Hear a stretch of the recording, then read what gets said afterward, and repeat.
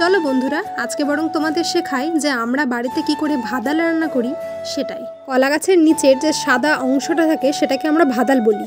তোমরা কে কি নামে ডাকো সেটা কিন্তু আমাকে অবশ্যই কমেন্টে জানিও। অনেকে শুনেছি ভাদাল নাকি সেদ্ধ করে রান্না করে, তবে আমরা আমাদের বাড়িতে যেটা হয়, মার কাছ থেকে যেটা শিখেছি, সেটা মা কখনোই ভাদাল সেদ্ধ করে রান্না করেনি। প্রথমে ভাদালটাকে ছোট্ট ছোট্ট একদম কুচি কুচি করে কেটে নিত, তারপর লবণ দিয়ে ভালো করে ডলে একটু জলটা ঝরিয়ে রাখতো। জানো তো, ভাদালের যে জলটা পাওয়া যায় সেটা নাকি উচ্চ রক্তচাপ অর্থাৎ ব্লাড প্রেশার কমানোর জন্য খুব ভালো নাকি কাজ করে থাকে।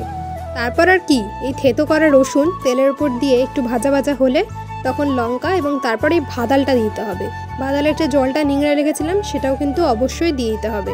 এবার ঢেকে ঢেকে সেদ্ধ করতে হবে, আর অবশ্যই এটার সাথে কিন্তু হলুদ অল্প আর একটু হলেও মিষ্টি দিতে হবে। ভাদালটা একটু মিষ্টি মিষ্টি হলে বেশ ভালো লাগে খেতে। এবার তোমাদের স্বাদ হিসাবে তোমরা ওটা ইউজ করতে পারো। আমি শুনেছি বিচি কলা গাছের যে ভাদালটা হয় সেটা নাকি খুব ভালো খেতে হয় এবং খুব নরমও হয়। যাই হোক, রান্না করা প্রায় শেষের দিকে, এবার নামানোর পালা। চলো আজ নয় তোমাদের সাথে একটু গল্প করি। আচ্ছা বলো তো, ট্রেনিং লাইফ থেকে ফিরে আসার পর কার কীরকম লাগছে এই 5 মাস ধরে বাড়িতে থাকতে? আমার কিন্তু আস্তে আস্তে বেশ অনেকটাই হ্যাবিচুয়েটেড হয়ে গেছি। না হয়ে যাবই বা কোথায় বলুন? একটা চাকরি আর তার সাথে জুড়ে থাকার লক্ষ লক্ষ স্বপ্ন।